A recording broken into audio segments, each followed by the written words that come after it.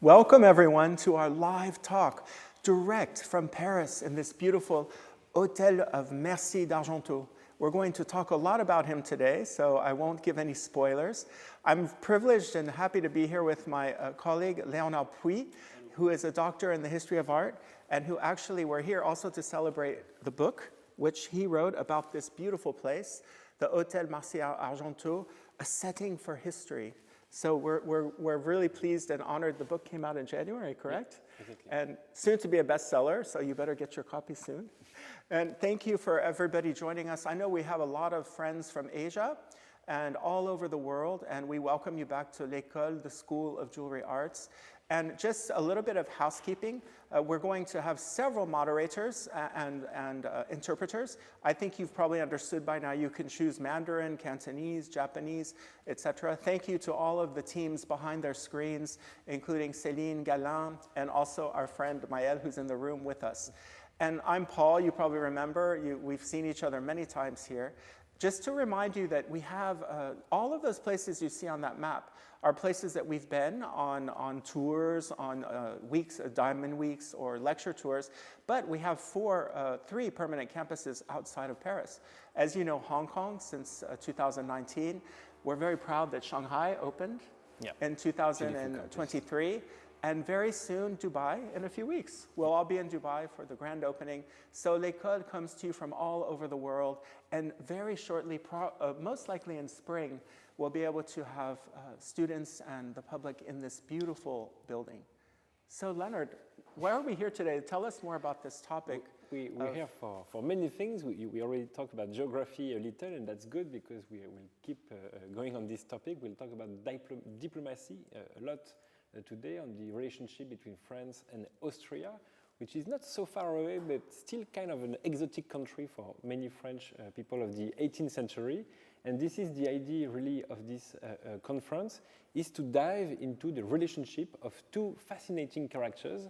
One that all of you already heard of or already know, of course, the Queen Marie-Antoinette, which was from Austrian background, Austrian birth, actually. She was from the court of Vienna, and the Count of Mercy-Argenteau, Florimond Claude de Mercy-Argenteau, who's the former owner of this place, actually, and who was the ambassador of Vienna, of Viennese court, in Versailles, in Paris, during the second half of the 18th century.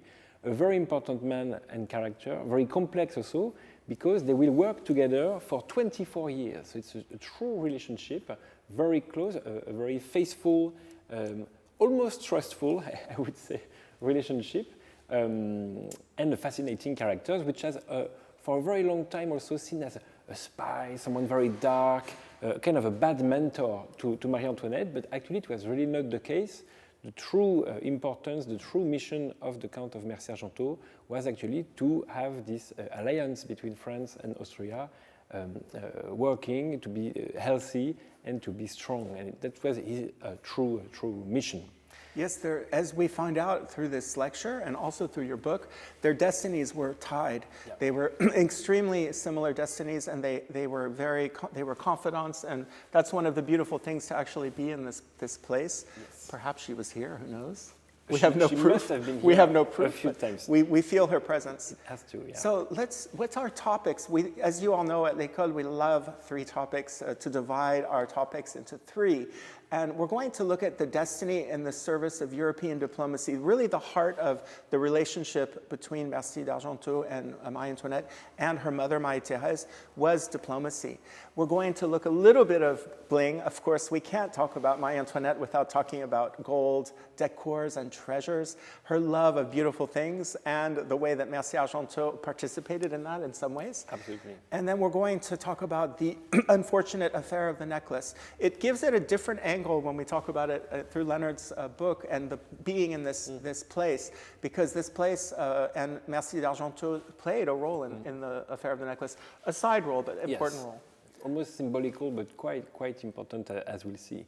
So let's start by this very fascinating destiny, this destiny in the service of European diplomacy for both of them, actually, because she was in France to make this alliance alive. Actually, the wedding of Louis XVI and Marie-Antoinette was really the climax, we could say, but also the most important and the most visible aspect of this new alliance, which was very shocking for that time for French people. You have to understand that for a very, very long time, France and Austria were enemies, strong enemies. Exactly. And so there was this shift in diplomatic history. In French, we call it the renversement des alliances. It means that former allies become enemies, and former enemies became a true friend and quite important ones. But why Florimond Claude became the ambassador in Paris, in France, you have to understand that he was born in actual Belgium. He was born in the city of Liège, Leuk in Flemish, which was at that time part of the Holy German Empire. It was not part of Belgium. Belgium would only exist from 1830.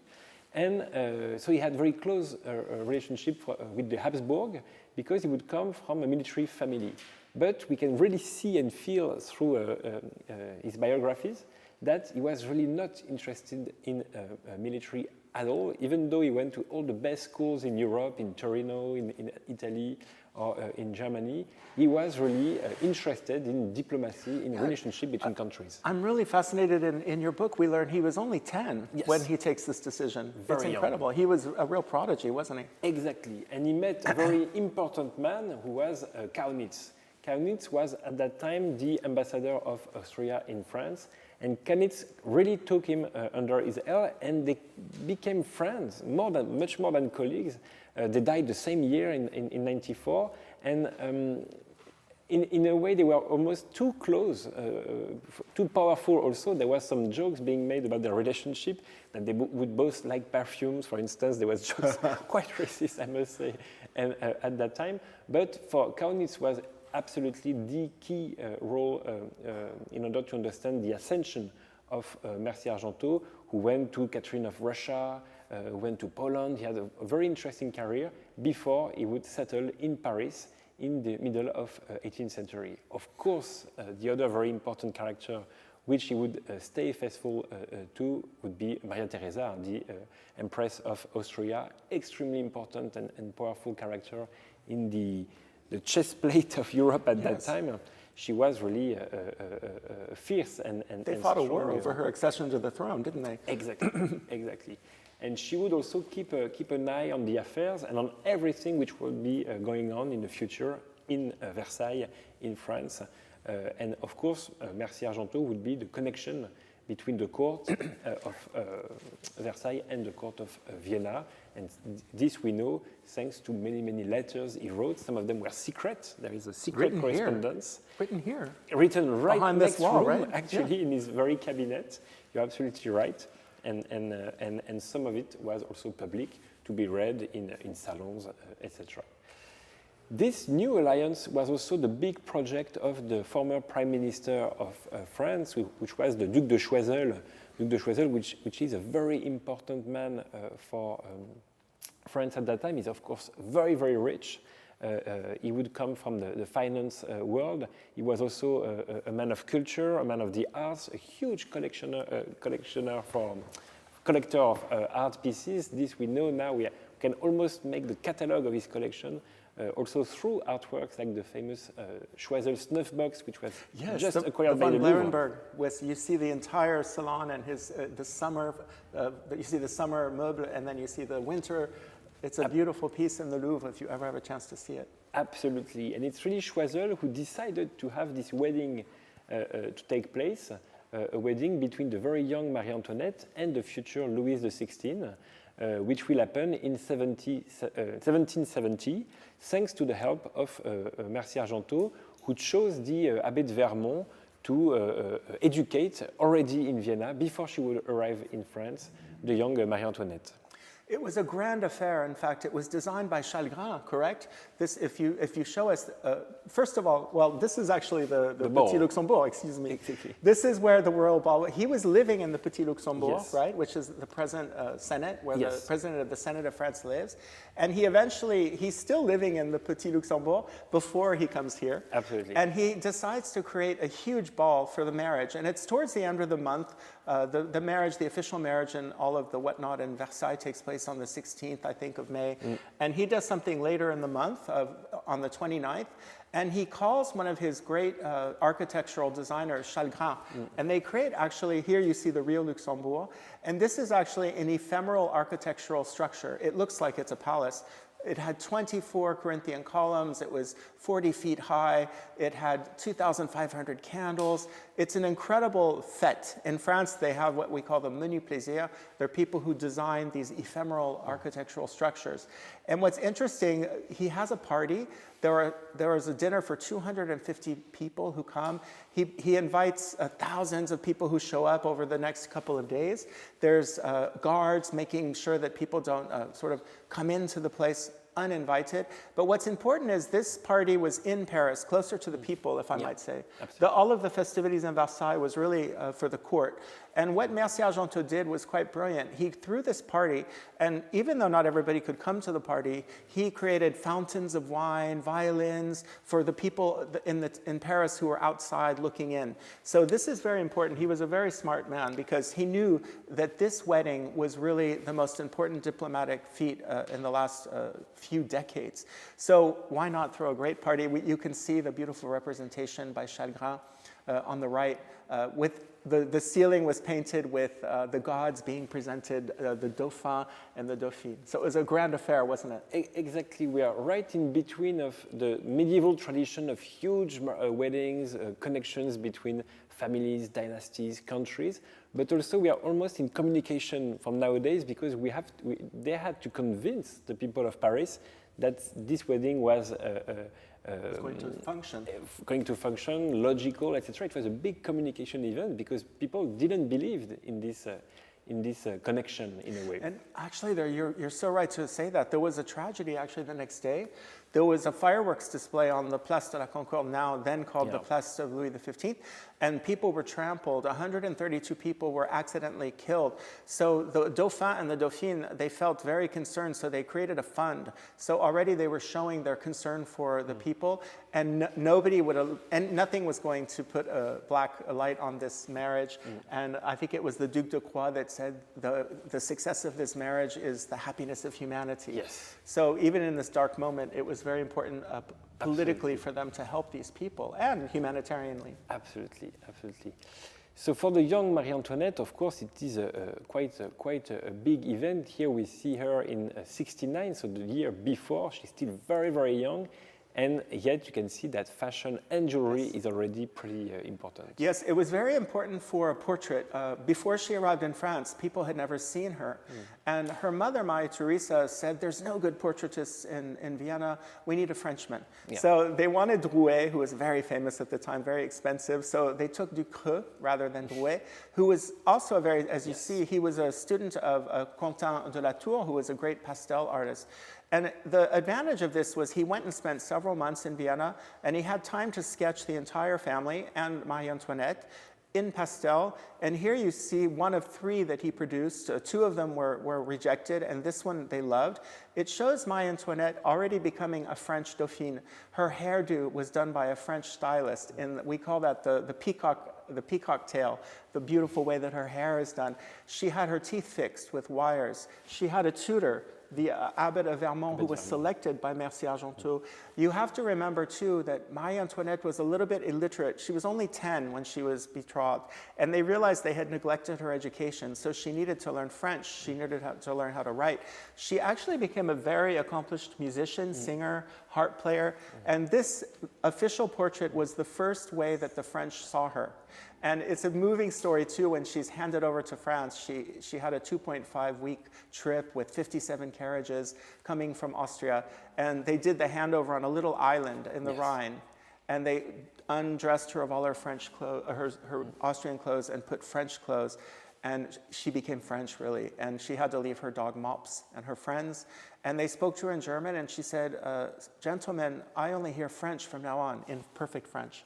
So again, to give you a little bit of the feel of what she had to transform herself. And here she is in full, this was how people learned about her face, because there was a very famous engraving by Croiset that was published in the Mercure de France. So again, this is all part of the creation of her image, isn't it? Absolutely. And the choice of Ducreux is interesting, because Ducreux is most well known for his caricature, his faces. Yes, that's very. He's almost like comical painters for that time, but still you can see he's absolutely capable of a royal portrait, to say the least. Of course, she comes from a very large family. There will be the emperor and Maria Theresa, but she will have many brothers and sisters, some of them which will become later on emperor, Monarchs, like Joseph princes. II, Francis II. And they will all have to deal with Mercy-Argenteau, because he will be in post, he will be in function until 1790. So a very important task for him. You also have to remember that this type of profile, a true ambassador, a true diplomat, didn't really exist at that time. It was like a half job sometimes. You would be a minister, you would be a cardinal, you would be a military man, a painter, a philosopher, but he was really the first one to almost craft this skilled job in a way, in a very, very modern way of thinking.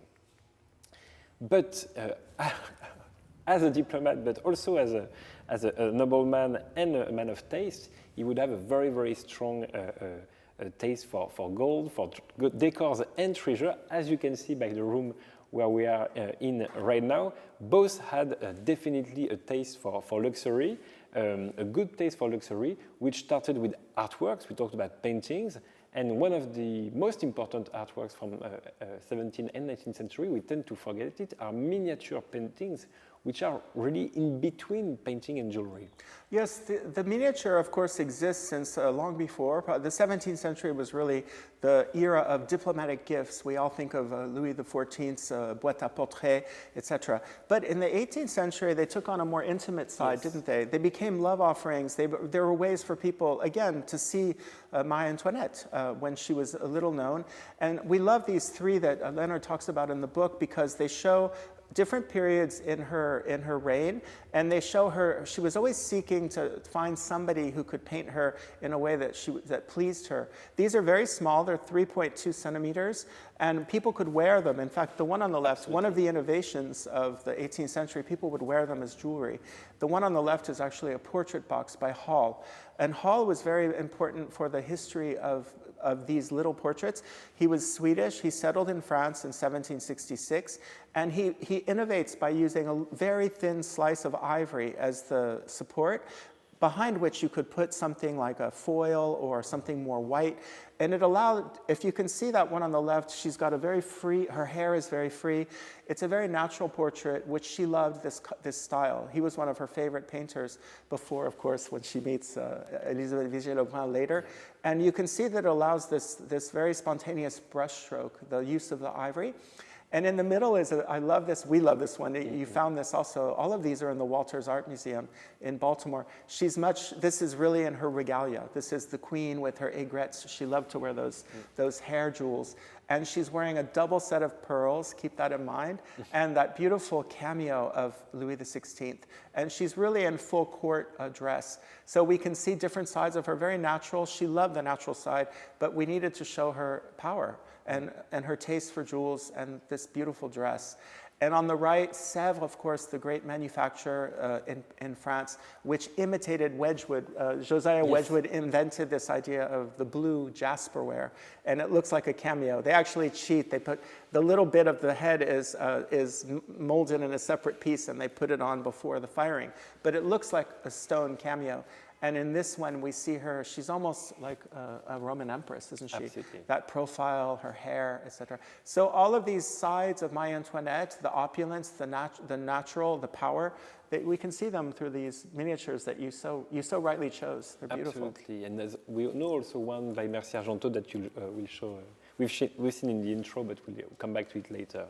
We're in right roughly 1778, and this is the moment where when the Count room. will decide to move his apartments, his whole service. As Paul was saying, he was living in the Jardin du Luxembourg, in the Petit du Luxembourg hotel, with 33 people at his service, lots of domestics. But for him, it was not luxurious enough. In a way, it was not functional for what he planned to do, to have an actual embassy in Paris, which would be like almost a mini Versailles, a place where you can receive people for parties, for balls, to have a big feast, but also to have offices, safe, secured offices, gardens, and above all, to have an open view on the street. And we're in the Grands Boulevards in Paris. We are actually at the limit, at the frontier of the city at that time. There would be fields and moulins. Yes, it was a really mills. It was the countryside, really. Almost but the it was close to countryside. power, right? Exactly. It's close to the Palais Royal. And absolutely. And in a way, the Count wanted a villa in the countryside, which would be next to Paris, in a neoclassical taste, a neo-Greek taste, as you can see from the ornaments above the doors. Which would be also with the garden, with like a mini castle in Viennese taste. If you look at some of those fake cameos above the doors, which are actually very nice, they represent Greek goddesses, and this is really the neo-Greek taste which was into fashion under Louis XVI. And here you have, in a way, the maximum of this taste, all in white and gold, which is the Royal Association, in a way. This is actually the most prestigious you could get in the taste of that time. The fluted pilasters, the gilding, Absolutely. the Corinthian order. We're getting a little further away from the rocaille, as we say, with all Absolutely. of its counter curves. There are putti, though. I like the putti. I think they remind me a little bit of the past style. Exactly. And this was all made by a very young and promising architect, which was called Firmin Perlin. He was really the trendy architect from that time. He just came back from Rome, where he could study all the architecture from ancient times. But this would be his last masterpiece, because he would die at the age of 36 of tuberculosis, not so far from here. He was living in the Rue Sainte-Anne. And sadly, this very young and promising architect, which was a genius for drawing perspective, and who was assistant of famous architects from the years before. And Contant d'Ivry, one Absolutely. of the initiators of the neoclassical style in France. Exactly. And the Théâtre de l'Odéon, he participated. Absolutely. And the Grand Staircase in the Hôtel d'Evreux. We fortunately have a few works of his, right, in Paris. We have a few buildings in the countryside. Some of them are destroyed, sadly, but we still have many drawings from him, and they are all absolutely beautiful. So we are also very happy to have this architect, this artist, coming back to life, thanks to all the renovation which was done in this very place. A place which was visited by prestigious men like Joseph II. On the left, you have Frederick II. Frederick II was the former ally we were talking about, which would be now the new enemy, exactly. in a way, even though he was from Prussia.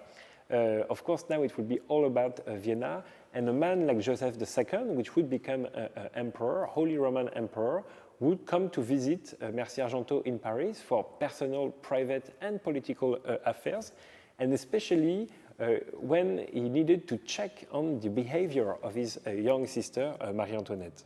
Yes, it was the time when they created that double correspondence, correct? Absolutely. There was a private correspondence through his private, that was Baron-de-Nigny, I think, yes. And there was the public through the Palais of Schönbrunn. But what's interesting is he came to check up on her, and he came incognito, as you said, and he used a name, the Count of Franken something or other. But what's interesting is he came here for very good reasons. He was worried that, first of all, her lack of concentration on serious things. It was always said that when they wanted to speak about things, she would say, oh, the time for reason is in the future, let's have fun. Yes. He had a hard time getting her to concentrate, and she was starting to spend. This is the period, 1775. She ordered bracelets from Baumer and Bassange, which are, first of all, the Girondot earrings. They were earrings with 6 huge pear-shaped diamonds on each side. She couldn't resist. Madame Campan, her lady-in-waiting, tells us, she spent a veritable fortune, and she had to hide it from the king, but eventually asked him for money to help. So he writes to Marie Theresa and says, your daughter is overspending. She says, this time I won't bother her, but please let her know. She then falls for a pair of bracelets 250,000 livres. It's hard to imagine. That's what he paid for the use of this chateau, Yes. just to give you an idea. And she felt so badly, she was crying, and Louis XVI found out, and of course he helped her pay for them. And then this is the time, in Leonard's book, you can read all these quotations. Marie-Thérèse writes to her, please, my daughter, please stop embarrassing me. I've lived with 2,000 florins of diamonds, which is a lot less. Please don't put the king in danger, etc. So it was really, this is where these letters were written, here. It's really important. And her love of beautiful things started early in her reign. And this is actually, to show you, one of the jewelers of the crown since the 1773 was Aubert. And for some reason, early in her reign, or before she became queen, but as the Dauphine, she sort of neglected him, and she went to Baumer and Bassange and others. Here, in the 1780s, 1782, she comes back to Aubert. We know this because there's great archives that are his books, ledger books. And there's a wonderful article by a French specialist in Versailles 3 years ago, Vincent Bastien. He goes through all of her purchases. It's tens of thousands of livres, diamonds, rubies, etc. And this piece is incredible because this was the type of beautiful object. This is her Habsburg taste. She loved hard stones. This was a taste she inherited from her mother. So she orders these beautiful, this is actually just the base of a vase which has now disappeared. And it's by François Raymond, the great gilt bronze decorator of the time. And look at the sardonyx, the lapis lazuli, and those sphinxes. It was actually really, she was ordering hard stone vases because it made her feel at home. And there's a beautiful collection. Fortunately, this piece was mysteriously lost, sold by the vestiges of Provenance, and rediscovered a few years ago in the auctions. And originally they didn't recognize that it was Marie-Antoinette's, and there was this expert in France, Mr. Bastien, that recognized it. So it's now in the Louvre. And what's interesting is we also discovered this cameo, thank you, this works, we took the artistic license of, this is a cameo that they believe was on the original work. You can see it's written in the inventory describing this piece. It's Apollo and Marsyas. And this cameo is from the Hellenistic period, and it just happens to be over down the street in the French National Library Museum on the Rue Richelieu. So all of this recent research has come together, and this piece will be on display at the Louvre pretty soon. And on the right, we wanted to show you the other type of objects that she ordered. This piece is in gold. Can you imagine? The mounting on the cup on the top, that's actually herborized. It's tree agate, beautifully refined, and Huisil was her favorite after the death of Aubert. That's all gold settings, very neoclassical, really, the perfume burner. And the base, which has a beautiful underglass cameos, fake cameos painted by Degout. And this shows you, this piece fortunately survived as well. So we have proof of her taste, don't we, of this really Habsburg taste, if you will. We just have a glimpse of what must have been the collection. She was pulling collection out of Louis XIV's collection, the beautiful lapis nave. She would put these in her private quarters in Versailles, which became her cabinet doré, her favorite private retreat in Versailles. Absolutely. And we know also the many furniture which was made to hold her jewelry, the one that she actually received when she arrived in France, because she had to let go all of her former and even down to everything. Her intimate wear was gone. Her socks. On the left is a piece she inherited as the Dauphine. It's a beautiful work by Martin Carlin, a German cabinet maker. Many of these cabinet makers in France were originally German, and they came to be Frenchified their names, Carlin, and they worked outside the guild system by living in the Faubourg Saint-Antoine, which is near Bastille. This piece is a pure invention of a marchand mercier who was the only one. He was a luxury goods dealer named Poirier, the only one that would have access to those porcelain plaques, which cost a veritable fortune. But what's important for us is it actually has a drawer, which is a writing element, but look at on the top is her jewel box. It had pearls from Maria Theresa. It had diamonds. It was basically her dot, her what do we say in English? What the bride brings to the table. Yes, her dowry, sorry. Dowry. And it was filled with diamonds and pearls, and she loved this piece so much. We know it had the stamp of the furniture repository, which was just for the Dauphine, and they discovered that recently, so we know it was Madame Campan talks about this piece in her boudoir. And she kept it her entire life. And on the right is a piece that shows an evolution when she started controlling her own orders from the French garde-meuble. She had her private function of ordering the furniture from her private furniture repository. And this piece shows this beautiful Japanese lacquer and steel. There's a steel, the frieze of this piece is in steel. Again, steel was considered a luxury object at the time. And these beautiful, priceless Japanese lacquer panels, which you so well show us. And she also inherited from Maria Theresa her love of Japanese lacquer.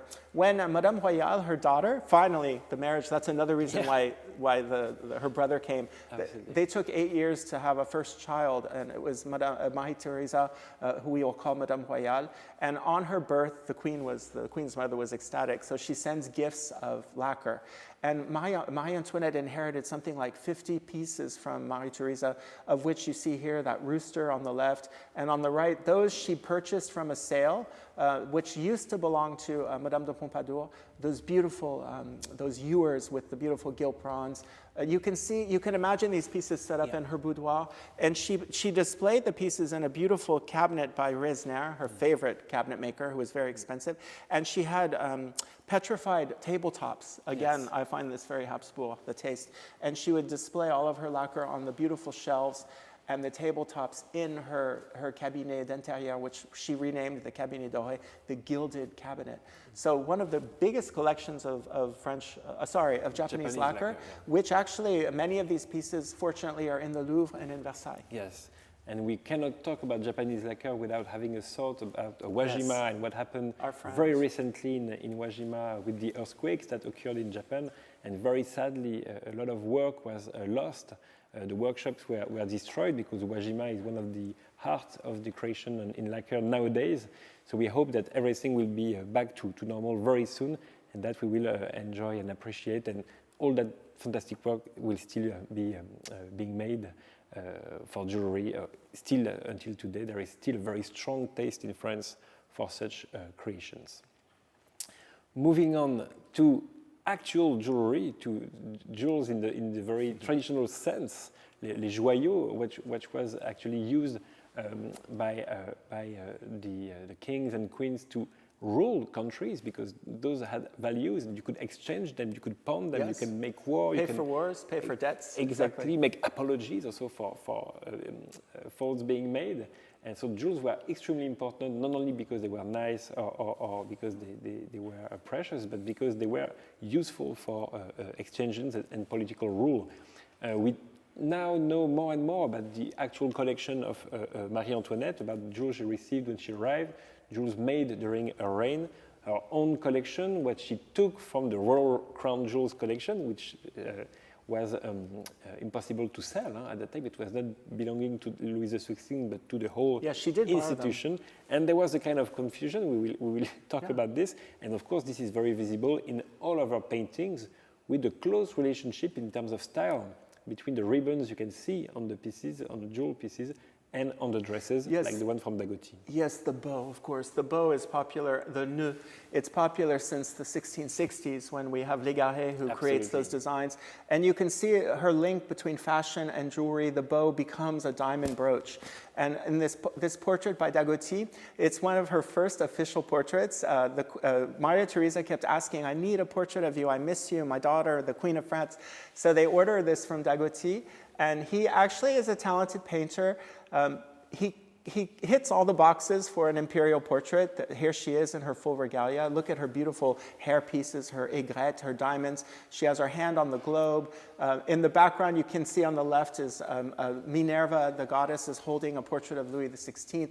And the column, you recognize this from all of the royal portraits. But there's something a little bit stiff about her in this painting, and people didn't appreciate it. It was shown in the Galerie des Glaces in Versailles Palace, and her lady-in-waiting, Madame Campan, had a very harsh criticism. She said they asked these miserable artists who don't know the Queen to paint her full-length portrait, and the one whose name I shall not pronounce does not deserve to be pronounced, which was Dagoty.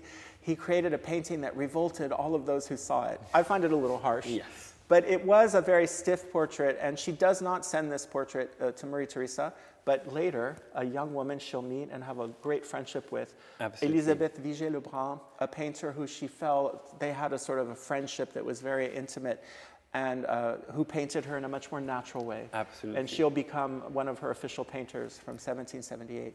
And this bow is rumored to have belonged to Marie-Antoinette. Absolutely.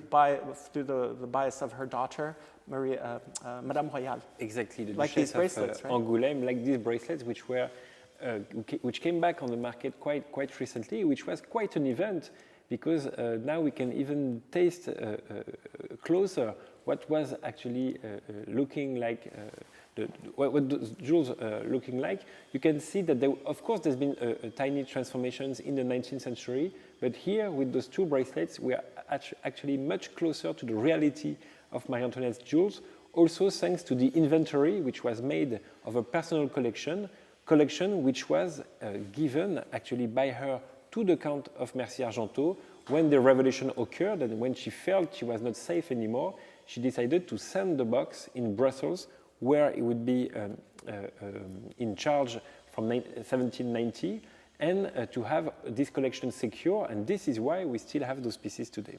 Exactly. This is the actual, when she sent her coffer of jewels to be safe, for safekeeping, it was Mercy-Argenteau, as you said, who Absolutely. organized it. He was no longer in France, he was in Brussels. And when they opened, I believe this is the inventory that there were 3 colleagues, including Mercy-Argenteau, that And were the present. Emperor.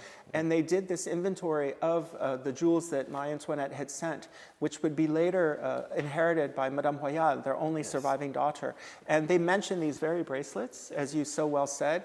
And were these the bracelets that we talked about earlier? Who knows? Exactly. There's a great probability that they were the bracelets that we talked about earlier, and they were sold at auction for a very, very high price. People are just so fascinated by Marie-Antoinette and something that she might have worn in her lifetime. So the jewels actually, when Madame Royale passes away in 1751, the jewels are given. She never had children, so she leaves it to her niece, who became kind of her adopted daughter, the Duchess of Parma, and 2 other siblings. So this is how the provenance of these bracelets and other jewels come, and we have an official inventory from 1907, if I believe, of the family of the Duchy of Parma describing these jewels. So it's one of the few links we can make. Jewelry is complicated, as we all know, because it gets unmounted and remounted. Absolutely. But this piece, the bracelets, they look very similar to how they're described. Yes.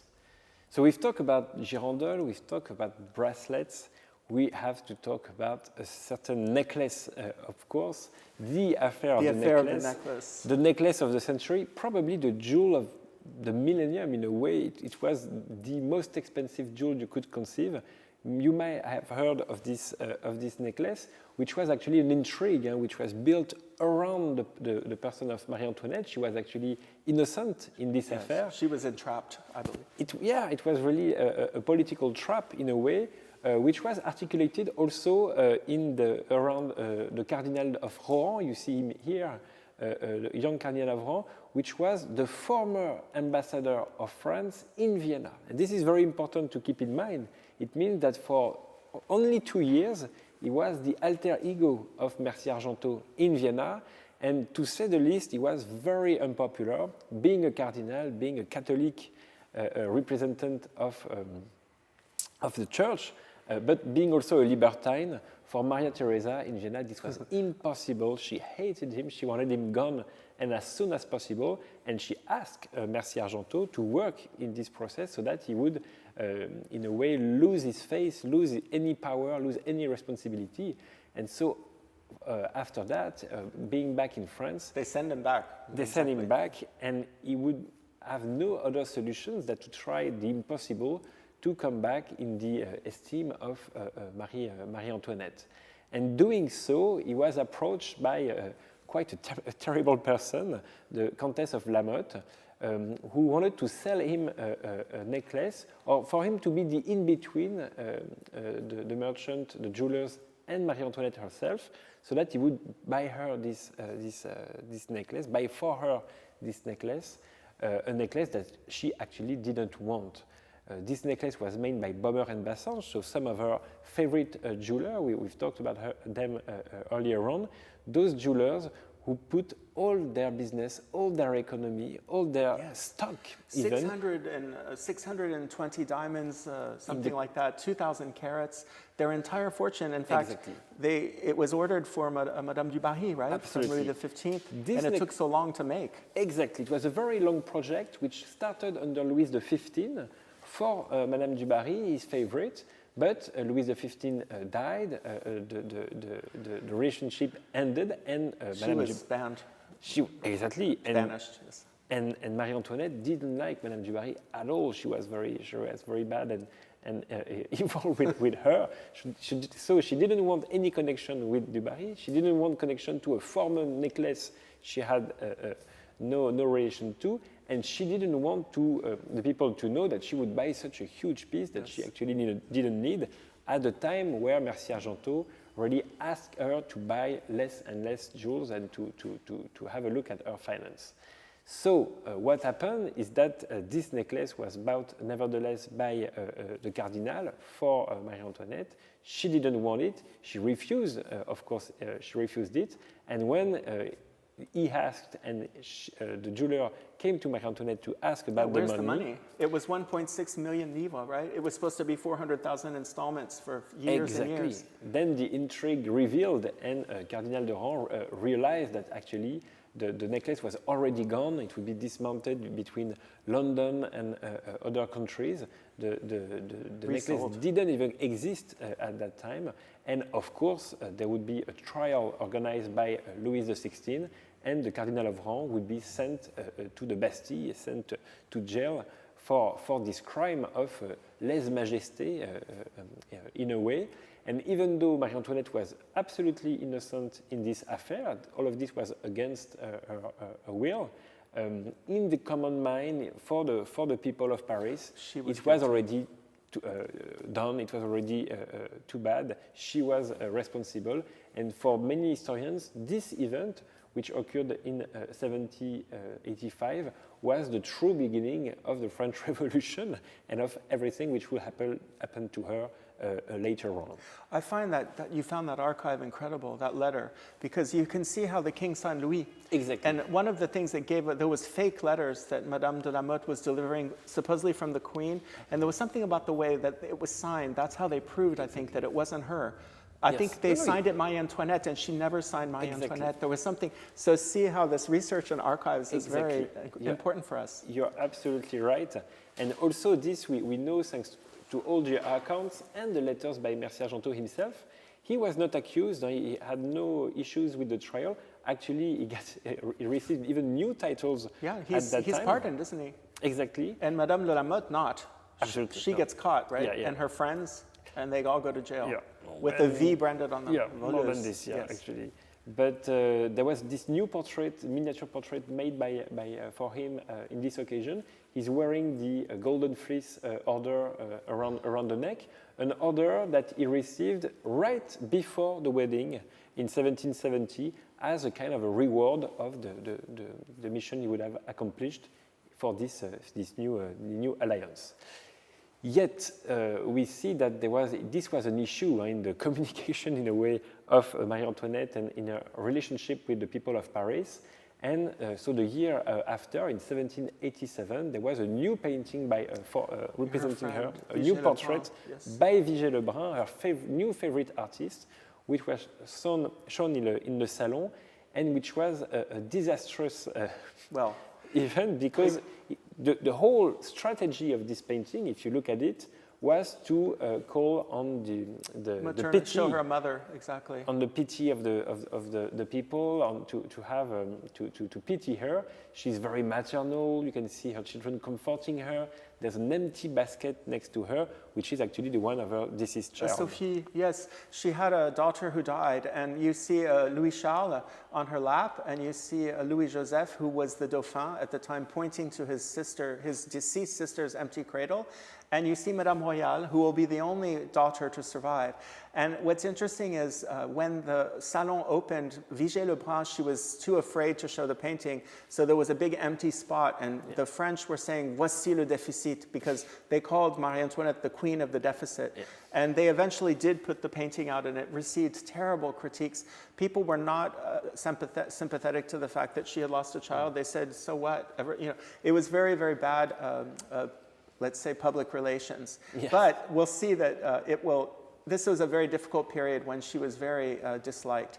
And on the right, just interestingly, our colleague and friend, Rebecca Tillis, she wrote an entire thesis on this piece. This was Marie-Antoinette's first, we call that a wedding basket. It's the cabinet, which you see in the back right of the painting. It was completely covered with velvet, beautiful velvet. It was the cost of it was exorbitant. The contents of it was 8 million euros, I think, just the jewels. And it has the armories of both countries, of Austria, of France. It has the eagle of Austria on the bottom.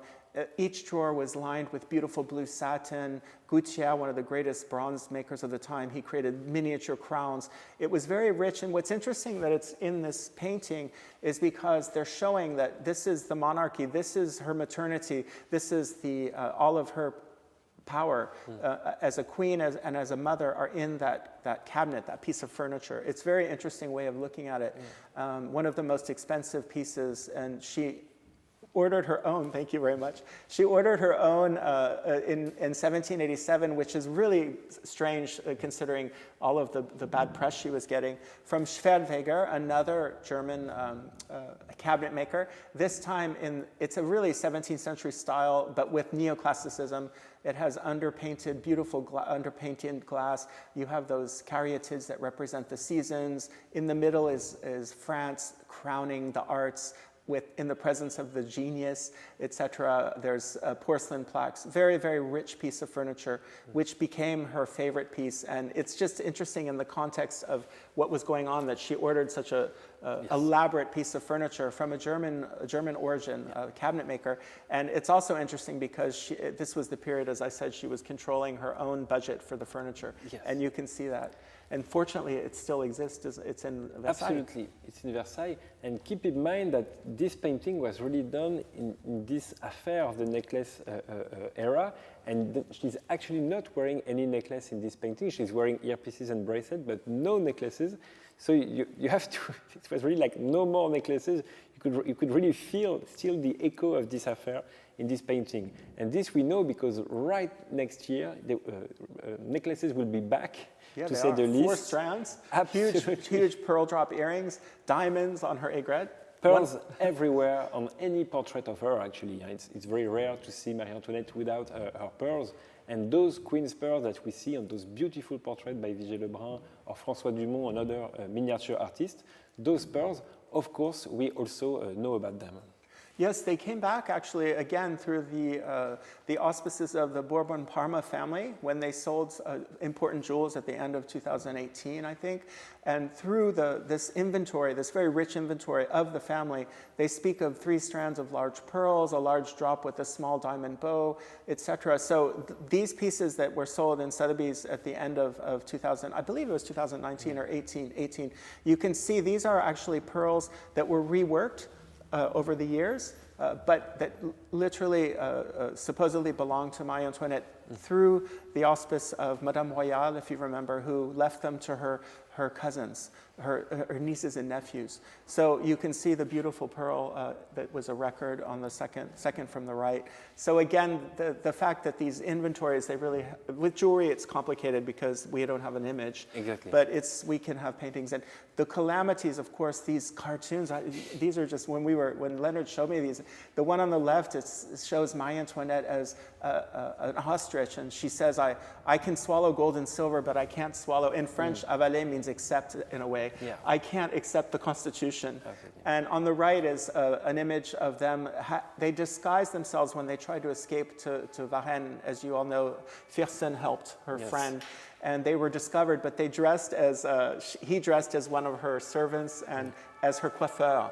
And she dressed as a lady whose name sounds a little bit like coiffe, because she was criticized for her big coiffes. So again, very, very kind of cold and difficult period, and which led to both of their demise, didn't it? Yes, I think sadly we all know how this story ends. It ends in 1793 with the decapitation of the Queen on the actual Place de la Concorde, which was at that time the square of the revolution, the Place de la Révolution, on the spot also were decapitated the robbers of the Garde Meuble, exactly. the thieves of the Royal Crown jewels. So in a way, she was also a thief associated with those Royal Crown jewels. It was a very symbolic place for the French Revolution. But obviously, we didn't want to end on a dark note. Yes, and also to pay homage to our friends from all over the world, either from US or Asia. We like also to insist on how much Marie-Antoinette now became a kind of an icon, a pop figure icon, but also that thanks to this, Mercy-Argenteau, little by little, is coming back on the screen. We had this movie already in 1938, but very recently with the Sofia Coppola movie, the Count was back with Steve Coogan, the British actor Steve Coogan, and even also in Japan, of course, the Count became very popular thanks to Ryoko Ikeda and the manga The Rose of Versailles, which is a very true source you can exactly. Focus. The numbers are right. Here we see Mercy with the minister Necker, and he's learning about all the expenses being made by the Queen for jewelry, and you can see his reaction is quite explicit, 500,000 livres.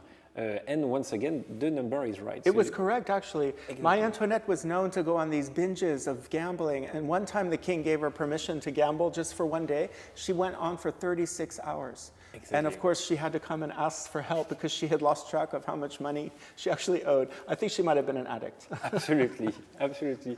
And this manga, which dates back to 1972, became a huge success in Japan, but all over the world also thanks to the animated version, the Rose of Versailles, still quite famous nowadays in France. And even in video games, now we have the Count Mercy being the villain of the affair. He still has this dark aura. I hope we convinced you that he was not so mean, and he was quite faithful and he was a man of his times and a very brilliant man, and luckily he escaped just in time. Absolutely. He was one of the few people to get out, one of the last to leave Paris right before the terror. Absolutely. He left in 1790, went to London for a few years, and in Brussels first, and then in London, where he died only 2 years after he arrived.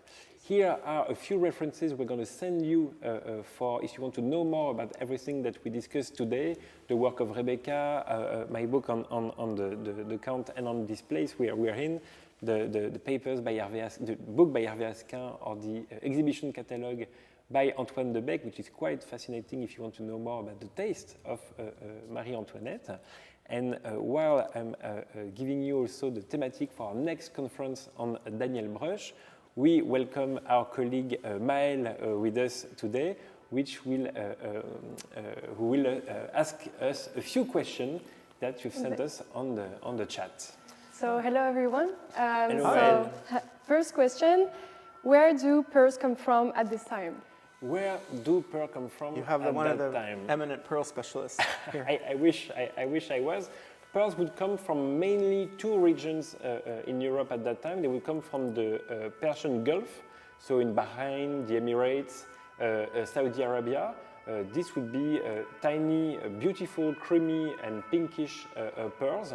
And for the big pearls you see on the portraits from the Habsburg, from Marie-Antoinette, most of them would come from the Caribbean, from Mexico also, from the coast, and from Venezuela, for instance. If you think about Venezuela, Margarita Island, Margarita means pearl in Latin, and Venezuela is the Little Venice. And it was the first of the counters in America, wasn't it? Was for pearls. It was called the Little Venice because all the pearls from the east would arrive first in Venice in Europe. So mainly, Central America, Middle East, Red Sea, and Persian Gulf. Okay, thank you. So next question, how did lacquer work spread overseas?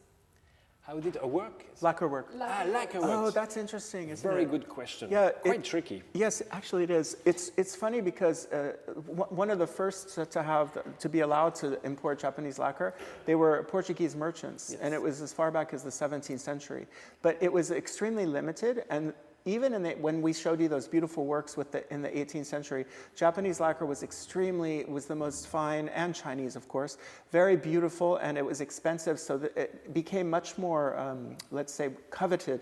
And so these marchands merciers, these merchants that we talked about, they had a monopoly. They could afford to purchased this beautiful lacquer, and they started to use it in decors, in buildings, in rooms, and all of the chateaus, and on beautiful pieces of furniture.